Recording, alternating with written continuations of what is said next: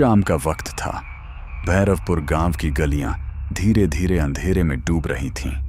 ठंडी हवा चल रही थी और दूर खड़ी पुरानी हवेली की टूटी खिड़कियों से एक अजीब सी सनसनाहट सुनाई दे रही थी। गांव वाले कहते थे उस हवेली में कोई नहीं रहता, लेकिन कभी कभी वहां कदमों की आहट सुनाई देती है, धीरे धीरे, जैसे कोई अंधेरे में चल रहा हो।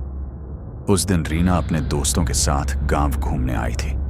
दोस्तों ने मजाक में कहा, रीना, तू तो बहुत बहादुर बनती है। अगर सच में हिम्मत है तो उस हवेली के अंदर जाकर दिखा। रीना हंस पड़ी। मुझे किससे डर लगेगा? भूत जैसी कोई चीज नहीं होती। और फिर रीना अकेली हवेली के अंदर चली गई। अंदर घुप अंधेरा था। रीना ने टॉर्च जलाई। जैसे ही रोशनी टूटी, दीवारों पर पड़ी डरावनी परछाइयां बनने लगीं। अचानक रीना को लगा जैसे कोई उसके पीछे खड़ा है। वह तेजी से पलटी, लेकिन वहां कोई नहीं था। रीना ने खुद से कहा, शायद दोस्तों का मजाक होगा।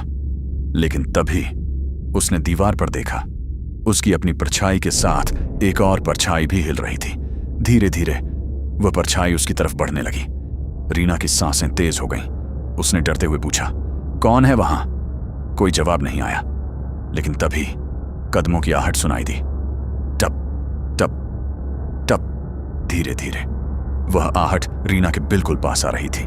रीना घबरा गई और भागते हुए हवेली से बाहर निकल गई। दोस्त हंस पड़े।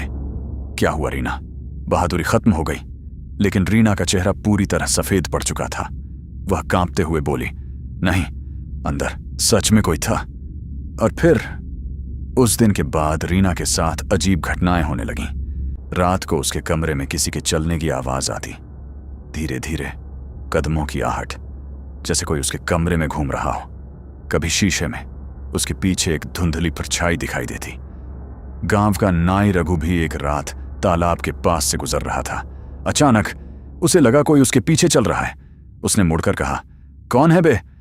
कोई जवाब नहीं, लेकिन तभी कदमों की आहट और तेज हो गई। टप टप टप। और फिर अचानक उसके सामने एक सफेद साया खड़ा हो गया। उसकी आंखें हरी रोशनी में चमक रही थीं और एक डरावनी आवाज गूंजी, रघु, तेरा समय आ गया है। रघु जोर से चीखा और भाग गया। अगले दिन वह बार बार सिर्फ एक ही बात कह रहा था, आहट मुझे ले जाएगी। धीरे धीरे पूरे गांव में डर फैल गया। हर किसी ने एक ही चीज महसूस की थी, कदमों की आहट। रात के सन्नाटे में धीरे धीरे चलती हुई एक रहस्यमयी आहट।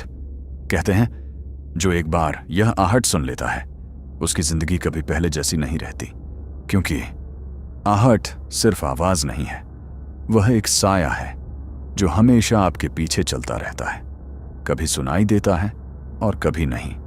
अगर आप भी अंधेरे के राज जानना चाहते हैं तो अभी सब्सक्राइब करें और भूत जंक्शन परिवार का हिस्सा बनें। हम फिर मिलेंगे एक और दिल दहला देने वाली हॉरर स्टोरी के साथ। तब तक के लिए खौफ से सावधान रहिए।